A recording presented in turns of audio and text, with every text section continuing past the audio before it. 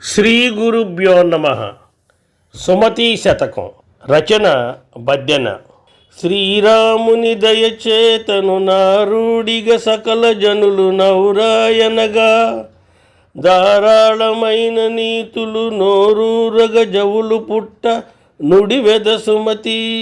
మంచి బుద్ధి గలవాడ, శ్రీరాముని యొక్క దయ వలన నిశ్చయముగా అందరూ జనులను ఔరా అనునట్లుగా, నోటి నుండి నీళ్ళూరునట్లుగా రసములు పుట్టగా, న్యాయమును బోధించు నీతులను చెప్పెదన్ అని దీని భావం.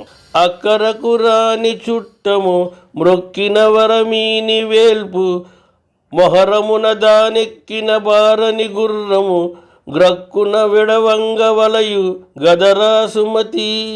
అవసరమునకు పనికిరాని చుట్టమును నమస్కరించి వేడినను కోరిక నెరవేర్చని భగవంతుని యుద్ధ సమయమున ఎక్కినప్పుడు ముందుకు పరుగు తీయని గుర్రమును వెంటనే విడిచిపెట్టవలెను.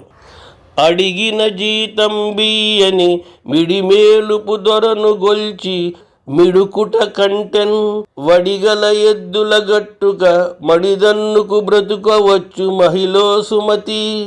అడిగినప్పుడు జీతం ఇయ్యని యజమానిని సేవించి జీవించుట కంటే వేగముగా పోగల ఎద్దులను కట్టుకొని పొలము దున్ని బతకవచ్చు అని దీని భావం. అడియాస కొలువు గొలువకు గుడిమణియము సేయబోకు, కుజనుల తోడన్ విడువక కూరిమిసేయకు, మడవిని దోడరయ కొంటి నరుగకు సుమతి. వృధా ప్రయాసయగు సేవను చేయకు, గుడి ధర్మకర్తృత్వం చేయకు, చెడ్డవారితో స్నేహం చేయకు, అడవిలో సహాయం లేకుండా ఒంటరిగా పోకు. ఇది దీని భావం. అదరము గదలియు గదలక మధురములగు భాషలుడిగి మౌనవ్రతుడవు, అధికార రోగపూరిత బధిరాంధక శవము జూడ పాపము సుమతి. పెదవి కదిలి కదలకుండా తీయనైన మాటలు మాని మాటలాడను అనే నియమము పూని, అధికార వ్యాధిచే నిండిన చెవిటి గ్రుడ్డి పీనుగును చూచుట పాపము. అప్పుకొని చేయు విభవము మృప్పున బాయం పుటాలు, మూర్ఖుని తపమున్ దప్పరయని నృపురాజ్యము దెప్పరమై మీద గూడు తెచ్చుర సుమతి.